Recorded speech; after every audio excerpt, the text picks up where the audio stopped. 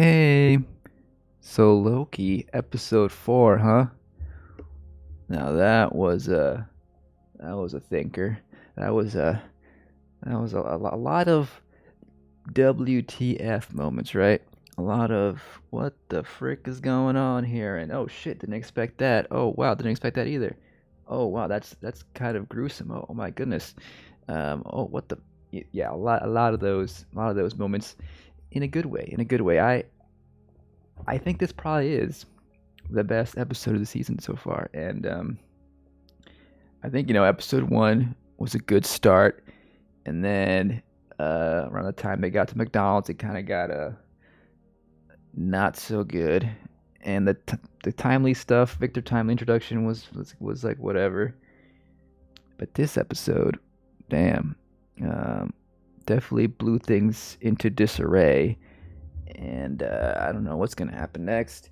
Anything can happen next, and it's exciting. It's exciting. Um, so I very much enjoyed it. The politics of the show is very interesting. The whole idea of Loki representing this order.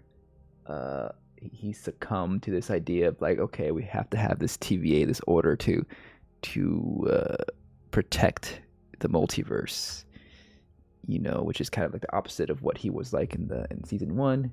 Sylvie is more like a chaotic agent, though I feel, her anarchistic side is perhaps a little bit not as well developed as it should be. It seems kind of like more of a high school anarchism.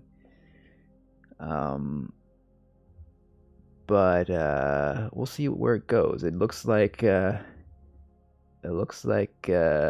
not quite sure actually where it's gonna go politically. Like, is it gonna side somewhere more with Loki or with Sylvie in regards to the TVA and structure, and like whether there should be this protecting force that should always be there to protect the multiverse, or if there's gonna be middle ground. Um, but let's get into it. Let's get into the episode. So we're gonna put up the spoiler section here. Um,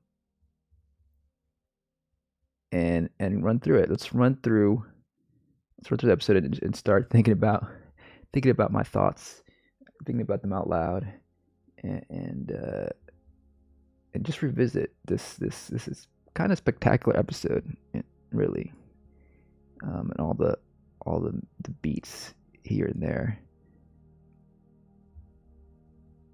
Um, Now that was a scene. Okay, let's get to the beginning. Okay, folks. First off, we're gonna do the last time they had to go capture Victor Timely and bring him back to TVA, which they did, and they got rid of that faction of TVA employees who were trying to destroy everything, right, or all the timelines.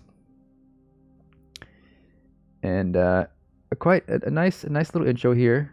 They're doing nice little intros for these Marvel Studio logo openings in these episodes.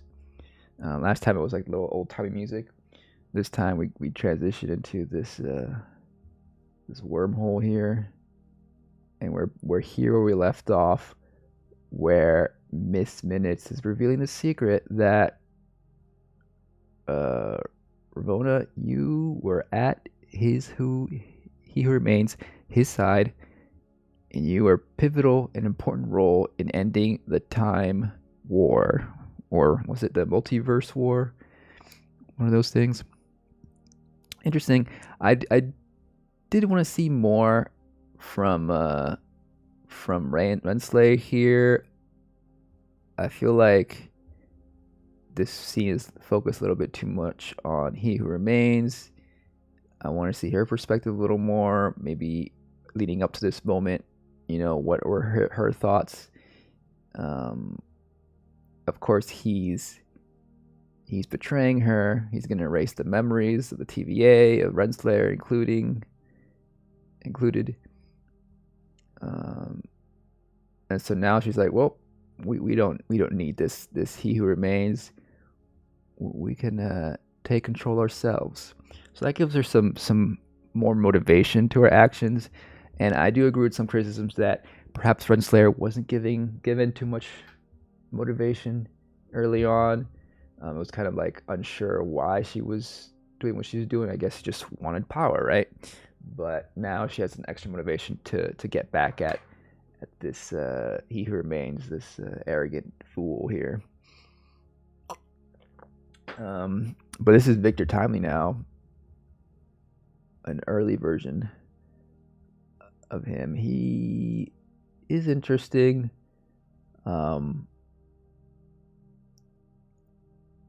Again, we could have maybe. I mean, we'll get to his end point in a bit here, but his characterization is lacking a little bit. I'm not completely sold on it, but it's fine. It grows on you a little bit.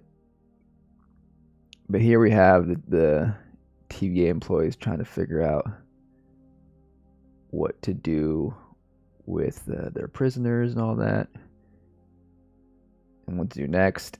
And now that they've got Sylvie on their side now they're just trying to get Timely and OB to work together to fix this time loom situation that's about to explode. And this is a pretty cute scene.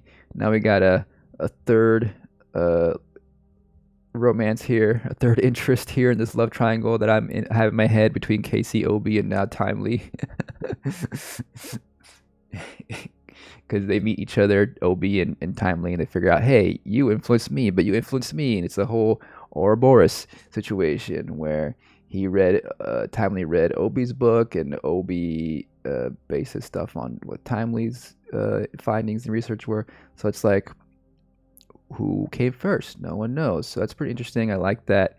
It's not just he who remains, Kang, who's like the smartest of them all. It's like he also has this other equal who's OB, who's also could be, maybe OB is like the good version of he who remains, and Kang is like what happens when you seek too much power, right? We'll see. I don't know if they'll develop OB that much in further things now that Jonathan Majors is having some troubles in court. Maybe they'll pivot more towards OB, but I don't know if they'll do that. I'm assuming they'll pivot more towards Renslayer. That's my assumption. But we'll have to see where they go with that. Here we have this little funny gag where Mobius is like, no, I'm not going to go out there and fix that time loom. You're going to go this time. But this whole sequence is kind of reminiscent of Back to the Future, where they have the model, and they're like explaining how the time machine works and all that. And turns out Victor has the key to the puzzle here, and they're gonna leave them to work out the solution here. Of course, Sylvie is not so sure that they can figure it out, and is a bit annoyed that Mobius here is just like leaving it up to them, and it's like, oh, let's just go have a pie and relax. And it's a pretty nice little scene here, because it really illustrates one of Mobius' character flaws, which is the idea of like kind of disregarding or forgetting about all the pain and suffering that happens outside of TVA, and is focused on his job, and which is a common thing that is understandable. All of us, we have our own lives to worry about, and we only have enough time, so we only have enough emotional bandwidth to really carry on and focus on all the atrocities that are going on. And so it is nice to take a break and have a pie every now and then. But of course, Sylvie is a lot more fixated on the terror because of her upbringing. She hasn't had the privilege of being in a cozy little TVA job her whole life. She's been on the run the whole time. So of course she's a little bit more angry, not so easily able to put that aside to have some pie, especially this moment.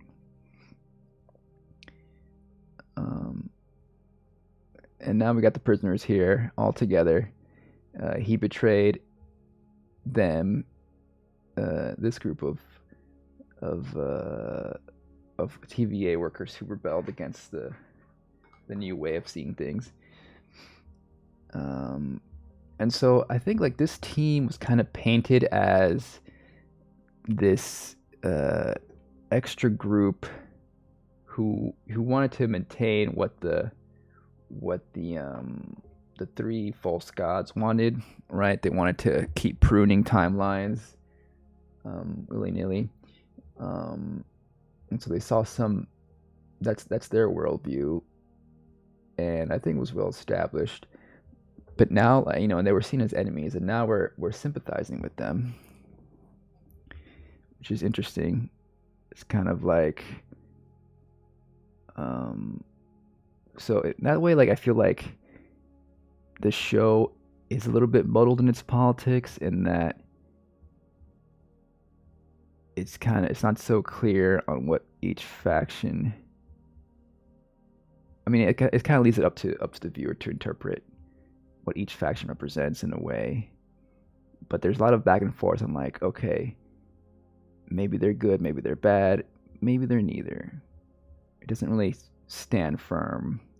Not yet, at least. And like I feel like maybe, like we're in the middle of the season, so we're getting to close to the end, but maybe in the next two episodes it'll stick a flag more on like whose side the writers are on, or maybe they're just like, we're not going to pick a side, we're just going to let the viewers see, but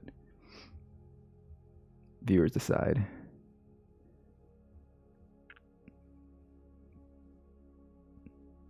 And now we're back to probably talking politics, the most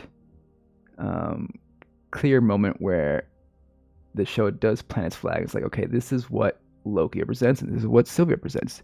Loki wants to continue with the TVA, and here he's arguing that they are necessary, and even with their flaws, are essential to protecting the multiverse, while Sylvie continues to not be so optimistic about it. She didn't even think Loki to be an optimist, but apparently he is now, although he says it's the best thing we have.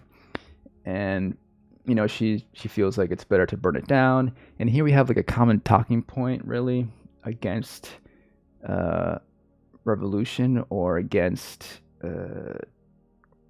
I guess abolishment of the current status quo in order to rebuild anew. The idea that it's easier to burn things down and harder to fix things that are broken is what Loki's saying.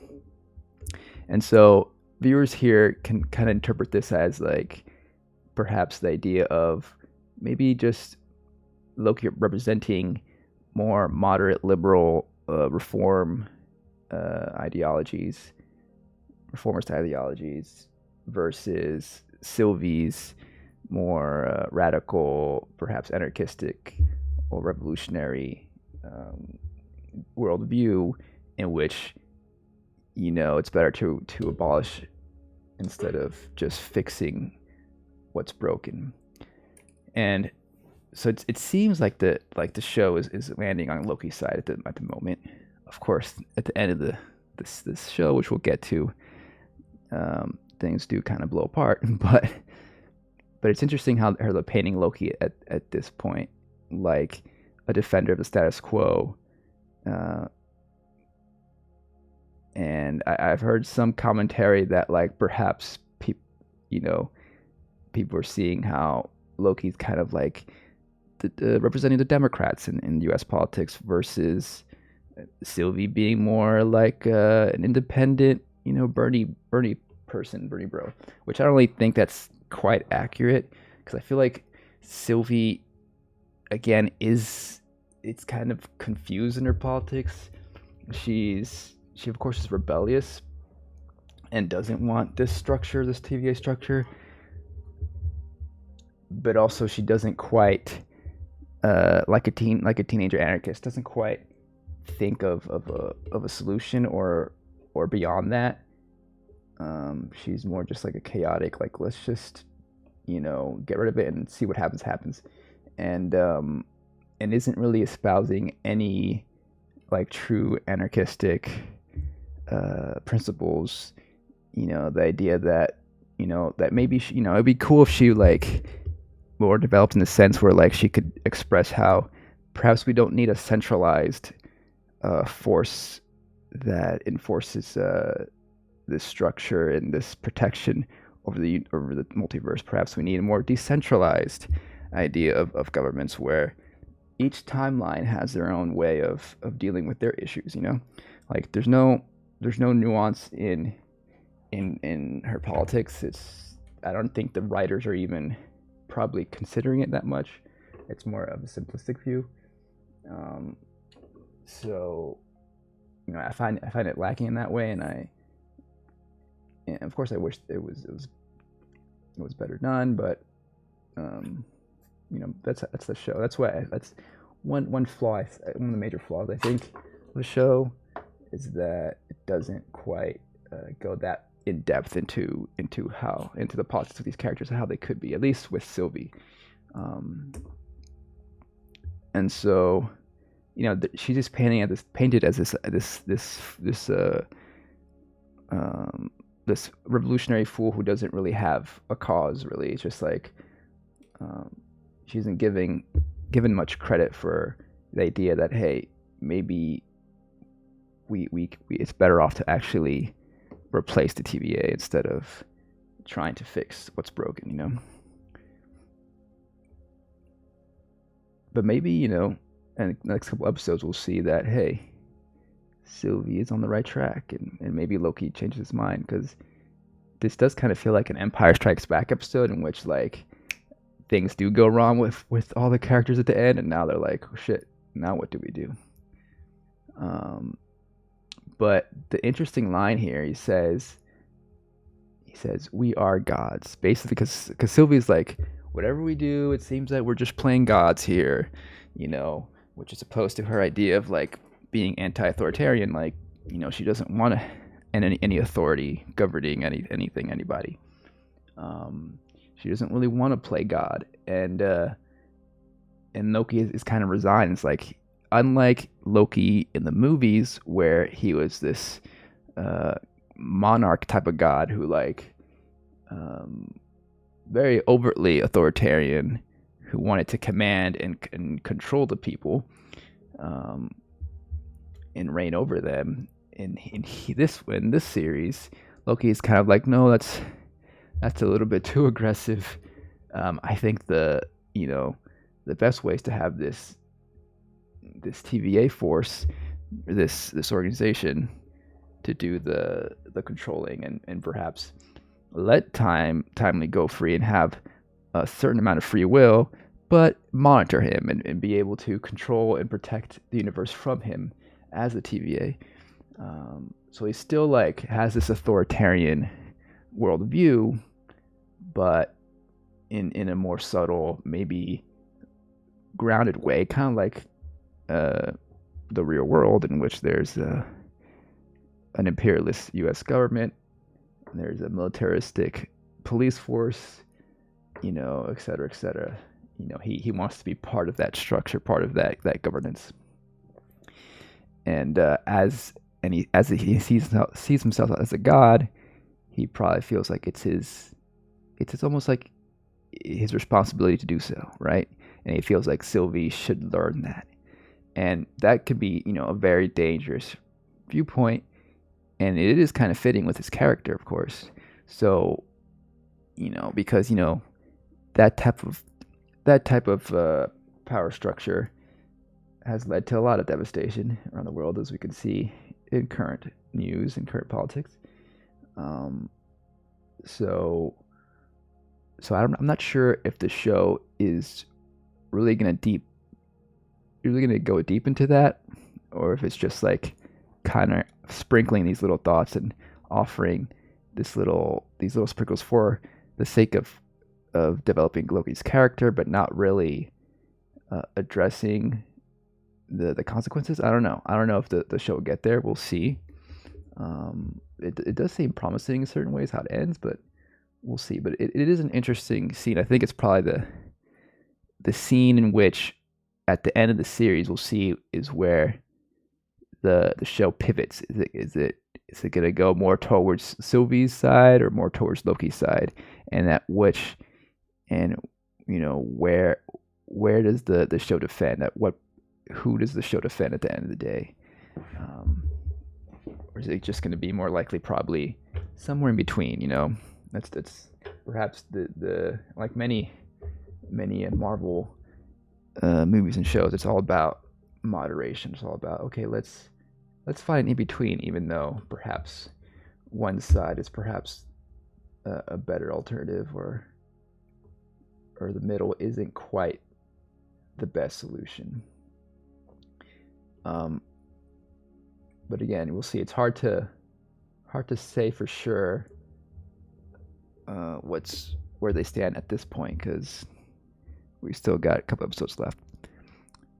And now we get to another player, Renslayer, in Miss Minutes, trying to take control, as opposed to Loki's side or Sylvie's side. We got this more aggressive, fascistic, authoritarian figure here, who will go to the lengths of actually killing anybody who opposes her. She gives them the option, of course, to join her, and Dox, I think, is the character here, Dox, who is like, nope, I stand firm. I'm not like you. We did go rogue, and we did want some kind of this team did have some fascistic elements of destroying these timelines, but they're not as bad as Renslayer, apparently, to the point where now they're trapped, and she's like, well, we'd rather die than join you. And this scene here is probably the most devastating scene in all of Marvel cinematic history. Just seeing Brad's reaction here is more than enough. Hearing the screams in the background, the crushing, like knowing what that box is doing to them, like, because we've seen it in previous episodes. We've seen, and I think episode, was it 2 or 3, where Brad himself was tortured by Loki in the box. Of course, Loki, I don't believe Loki was actually going to kill him, but it was definitely getting there. Trapped in that box and shrunk it, and he's very well aware of this torture device, and he, like the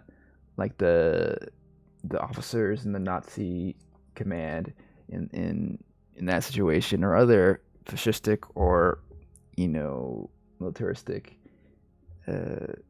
organizations, situations, who always are like, well, I'm just following orders. He's following orders. He's just now at the point where he's crossed the line of like, okay, he's complicit now in these people's deaths.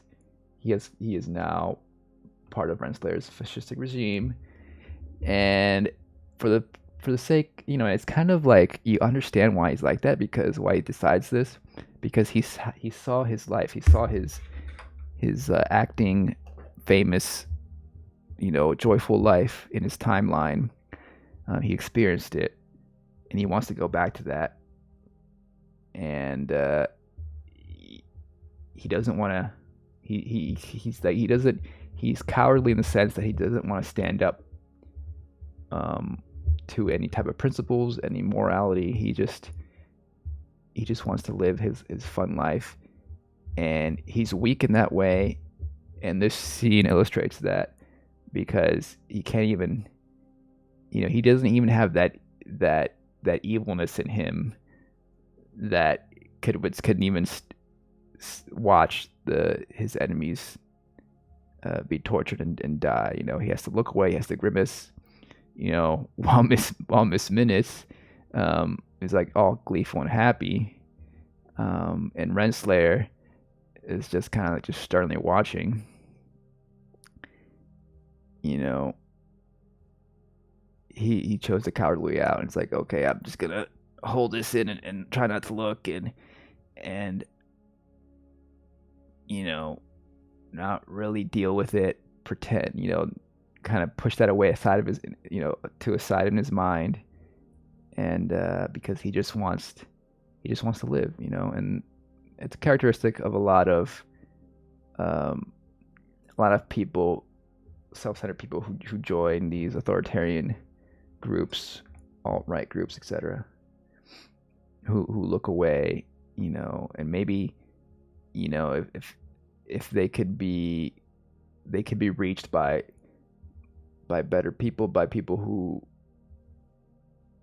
you know, who see a better way, they could, perhaps Brad could rehabilitate and become better. But no, he was grabbed and he was taken by Renslayer here, and now he's easily now, you know, pretty much going to become brainwashed in the idea of him in this point joining this oppressive force, who Renslayer, I believe, you know, at this point now wants to basically take his who remains his place, Kang's place. I just call him Kang, and rule all of time and space. And of course, we'll get to the scene later where things do change a little bit. But here we have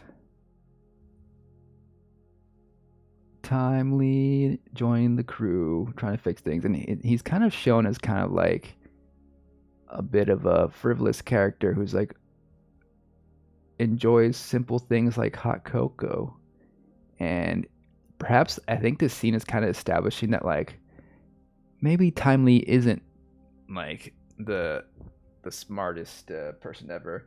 Maybe he isn't like the genius he's made out to be, particularly this variant. And Obi is actually the one at the helm here. He's the one who's like actually taking control and actually fixing this thing, right?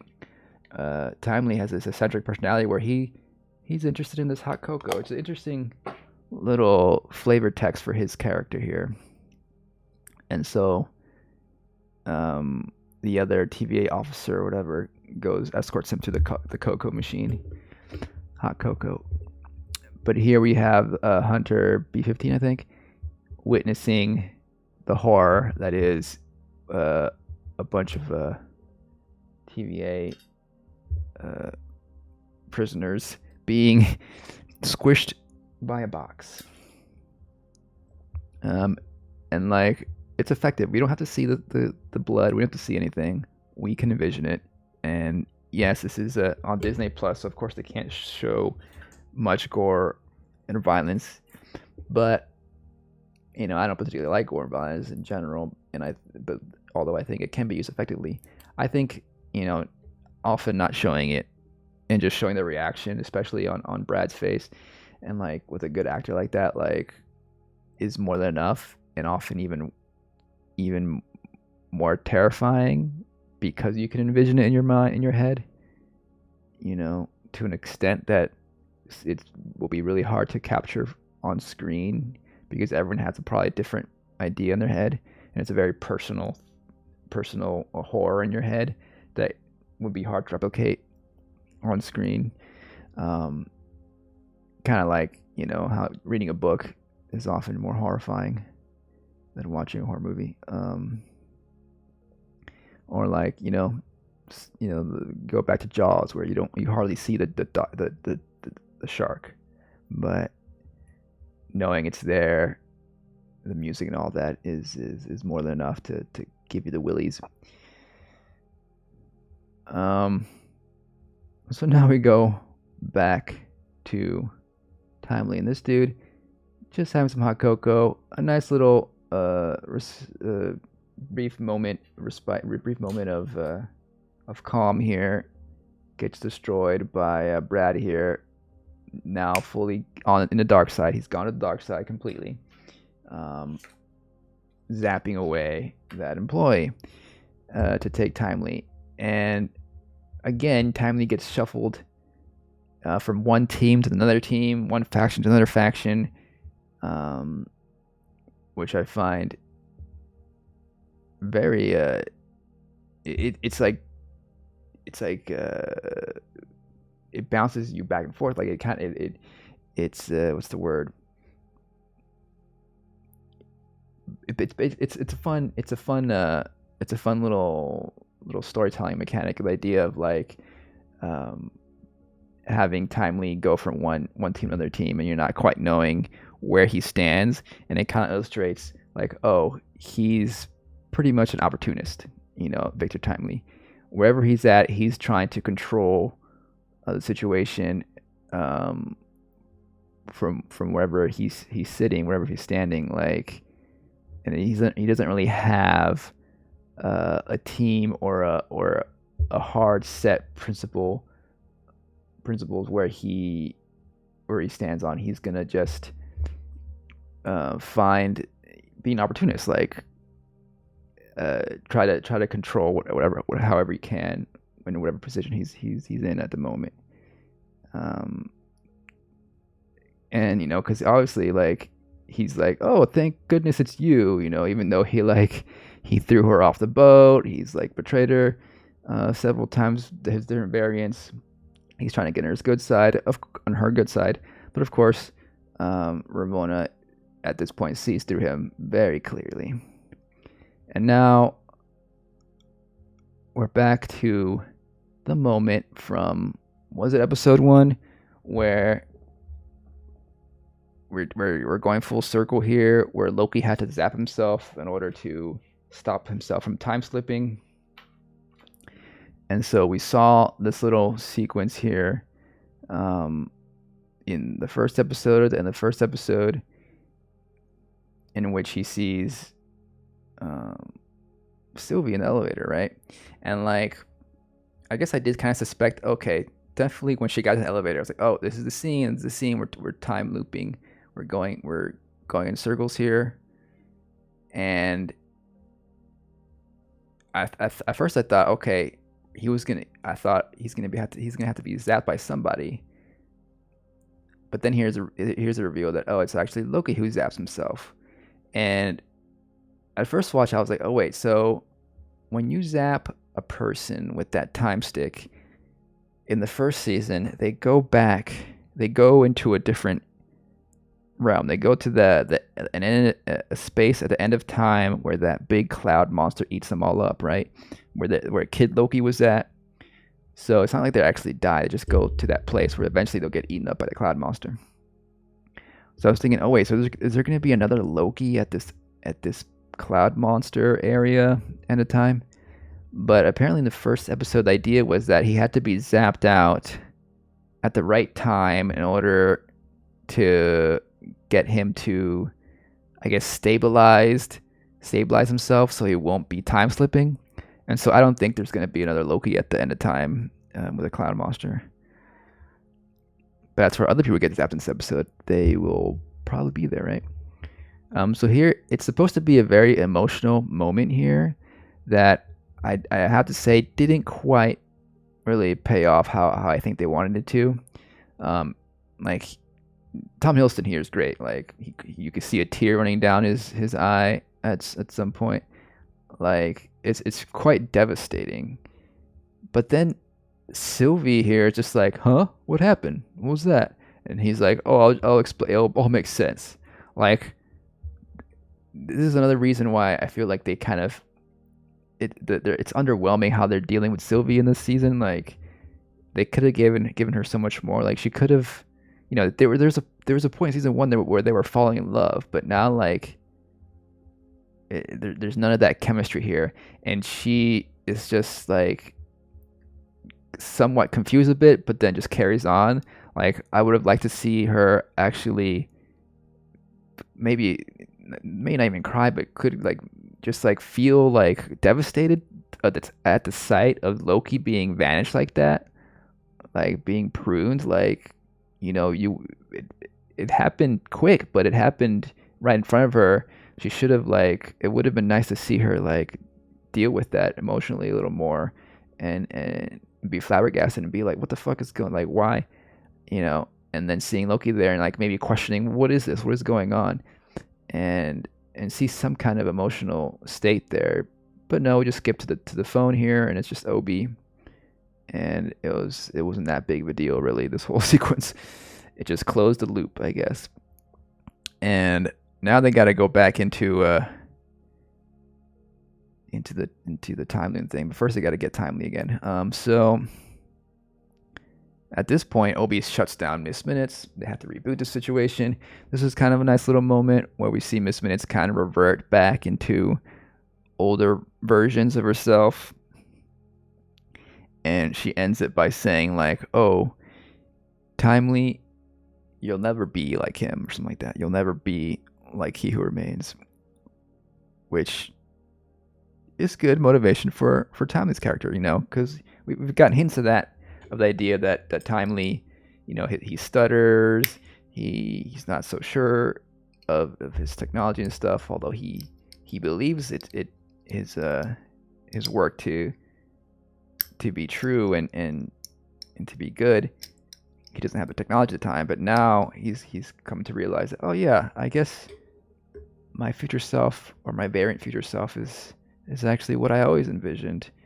And and now we get a confirmation that like, yeah, like that's his key character element, is that he is insecure about that, about him achieving greatness. And the whole point of these last couple of episodes is him trying to prove himself and prove to everybody else that, yeah, he is a great genius and he's gonna save the universe, etc., etc.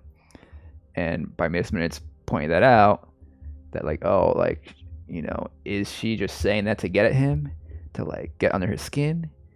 Is she saying that because she knows something? Does she know he's gonna be spaghetti? But it is definitely good character motivation. And while they shut down Miss Minutes, they also had to shut down the magic suppressors, because this whole time I kind of forgot that you can't do magic in the TVA. And I think I thought it was just part of the physics of the whole thing, of like the TVA was in a special time pocket where magic didn't work. But I guess there's actually these machines that actually suppress or shut off magic. And now Sylvie is possessing pretty much Brad. And again, this another example of how Sylvie's politics are a little bit muddled. She's supposedly anti-authoritarian, supposedly, not all against the TV and everything, and yet she uses her power to control this other person.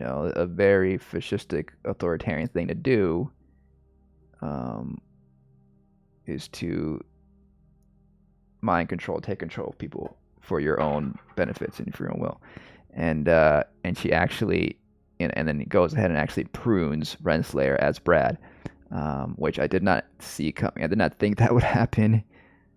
Again, like cutting Ren's ascent to power in an instant again, as she did kind of earlier, Sylvie did, by pushing her into that time door into the end of the world.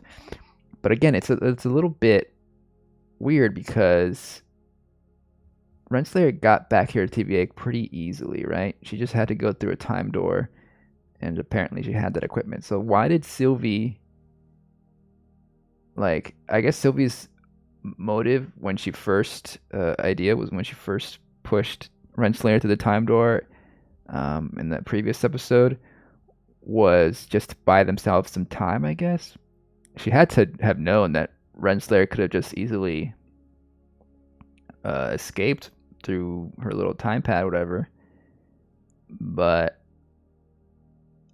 I don't know. She feels like a little weird. Like, oh, like maybe she could have done something else to like make sure Renslayer wouldn't have so much power and control right now, you know.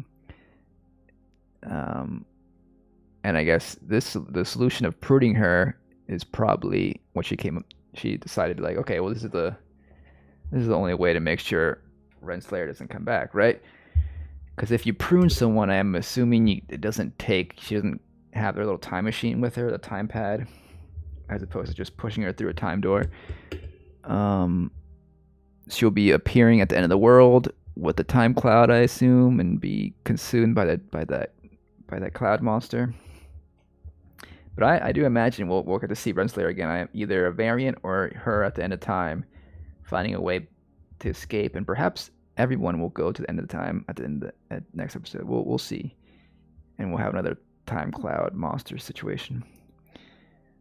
But it's like a little distraction here with Brad here, and they are able to get Timely back. And of course, Timely's like, okay, well, I guess I'm back on their side now.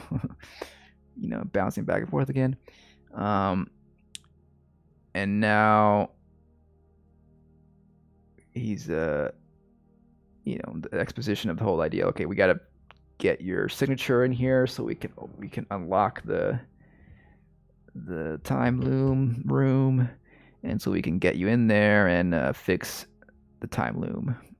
It's all complicated, and there are people criticizing the idea that maybe the show gets a little bit too in the weeds with all this mumbo jumbo, and maybe less of this and more on characterizations, or maybe if the show focused more on characters, a little more like Timely, his motivation like Renslayer, maybe like Sylvie, like the show would have benefited. And I agree somewhat. Like, yeah, a lot of this, it does seem a little repetitive too. Like, we already kind of did this before. Maybe we didn't have to like focus so much on the exposition here. But I do like this moment here where it's like, okay, Timely's like steps up. It's like this is his moment. We're like, okay, he has to prove to the world that, yeah, I'm brave, I'm the genius you need. And he steps out here, and even though Loki was gonna do it, right? He was like, okay, it's my turn. Mobius did it, now it's my turn. But Timely took the spot, and probably the most shocking moment of the episode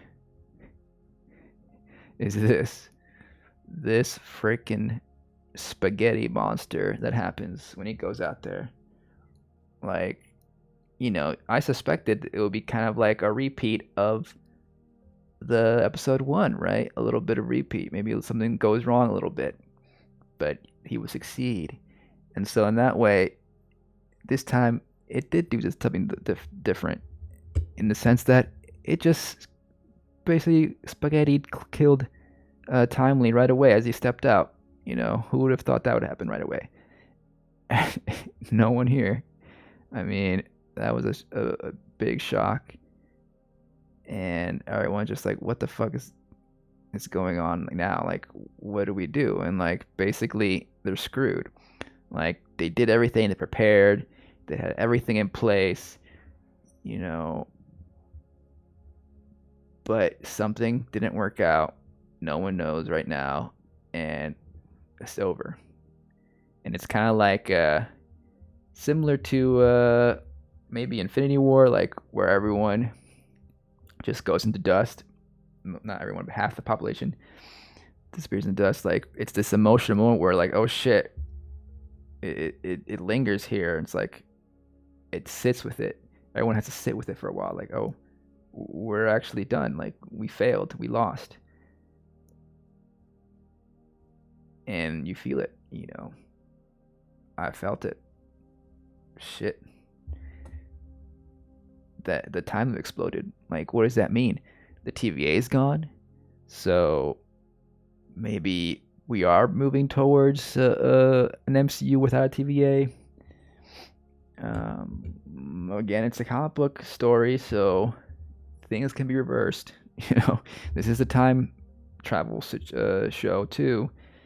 But where are they now? Like, what happens? Like, is it like an atomic bomb where they all just obliterate and die? Is it some kind of time vacuum where they all get sucked in and get spit out into their own little timelines? Is it everything gets consumed and everything just becomes one timeline and everyone just, that might be a good way to kind of converge all these properties, right? We got X-Men, we got Spider-Man, we got all these universes. Maybe it'll be cleaner if they're all on one timeline. I don't know. Maybe it'll just explode into a bunch of spaghetti timelines. We'll see. Where is Renslayer at that cloud monster area? Is she gonna find other variants and figure out a way to get back and rebuild the TVA?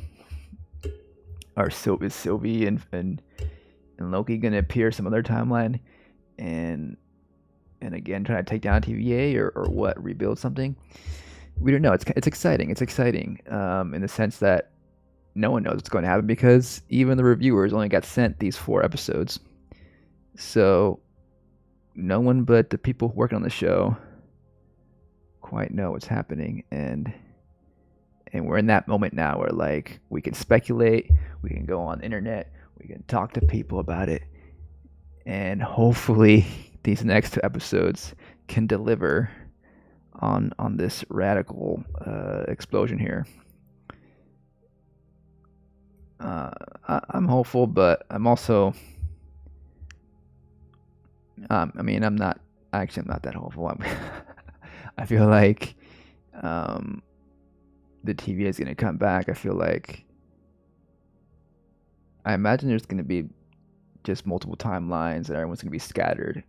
And I speculate. I think that like we're gonna get a conclusion to Mobius's storyline for sure. That he's the one that like has had the least closure of any of these characters.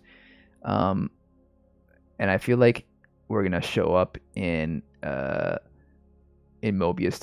timeline late coming up in the next episode or something. He's gonna be jet skiing. Like it's gonna happen. It's gonna happen. And then Loki's gonna have to go find Mobius, and then he's gonna have to convince him like, hey, you gotta leave this life behind in order to rebuild the TVA or something. Ideally I would like the TVA to end and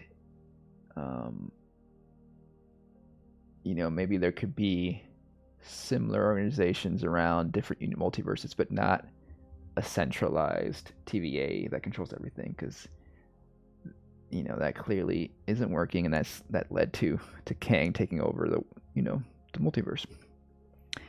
Maybe that's where we go. We'll see. But it's definitely piqued my interest. Oh yeah.